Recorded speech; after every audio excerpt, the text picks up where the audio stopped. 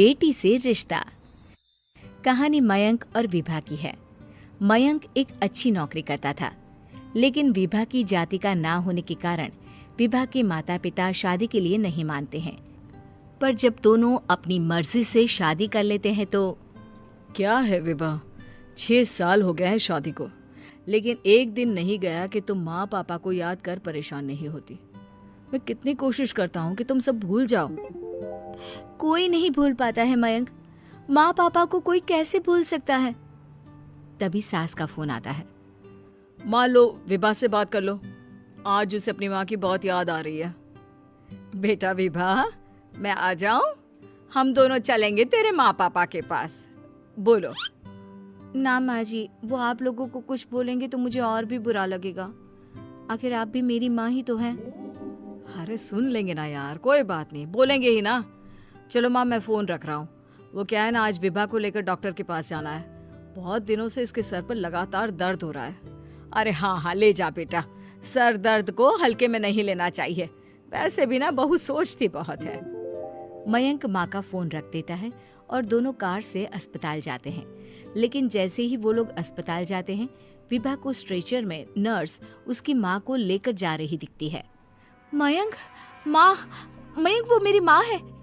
इतने सालों बाद देखी भी तो इस हाल में मैं उनके पास जा रही हूँ। अरे रुको, कहीं वो लोग तुम्हें देखकर और परेशान ना हो जाए, या फिर तुम्हें कुछ बोल ना दे विभा, तुम फिर परेशान हो जाओगी। मयंक, कैसी बात कर रहे हो? वो माँ है मेरी। विभा पास खड़े अपने चाचा चाची से बात करने की कोशिश करती है, लेकिन वाह, तेरे जैसी बेटी जिसकी हो वो तो मर ही जाए तो अच्छा है। वैसे पार्क में पैर फिसला है तेरी माँ का, रीढ़ की हड्डी टूटी है। रिद्धि को चाची की बात का बिल्कुल बुरा नहीं लगता। शायद वो सुन ही नहीं रही थी कि चाची क्या कह रही थी। वो सीधे माँ के कमरे में जाती है। कौन है आप? ये मेरी माँ है, मेरा नाम रिद्धि। रिद्धि नाम है ना आपका? दर्द में भी ये आपका ही नाम ले रही थी। हाँ, ये सुनते ही रिद्धि का कलेजा मुंह में आ जाता है। ये वही माँ है जिसने कड़े शब्दों में ये कह दिया था कि अब तेरा मेरा रिश्ता खत्म। फिर रिद्धि का पति मयंक भी वहां आ जाता है। सामने खड़े होते हैं रिद्धि के पिता। पापा, क्या हुआ माँ को? वो पार्क में गिर पड़ी, रीढ़ की हड्डी में चोट आई है। रिद्धि पिता की तरफ देखती है, लेकिन पिता मुंह फेर लेते हैं। पता है मयंक, माँ दर्द में मेरा नाम ले रही थी। मेरी माँ मुझे याद कर रही थी मयंक। मैं माँ को कुछ नहीं होने दूंगी, देख लेना। हाँ रिद्धि, हम मिलकर माँ का ख्याल रखेंगे, उन्हें फिर से खड़ा कर देंगे। लेकिन भैया कहाँ है? रिद्धि पिता के सामने जाकर खड़ी हो जाती है। पापा, भैया कहाँ है? वो अमेरिका में है, वो नहीं आ पाएगा। रिद्धि फिर माँ की ओर ध्यान कर लेती है। उस पूरी रात रिद्धि माँ को देखती खड़ी रहती है। पिता मन ही मन सोचते हैं, जब इतना ही प्यार था तो क्यों चली गई किसी एक अजनबी के लिए हम सभी को छोड़कर।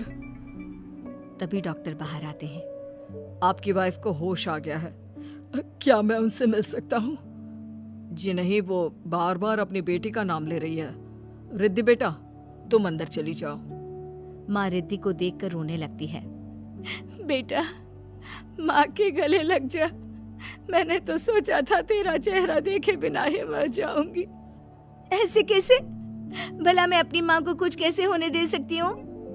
माँ उठने की कोशिश करती है, लेकिन वो उठ नहीं पाती। देखिए, आपकी रीढ़ की हड्डी में फ्रैक्चर है।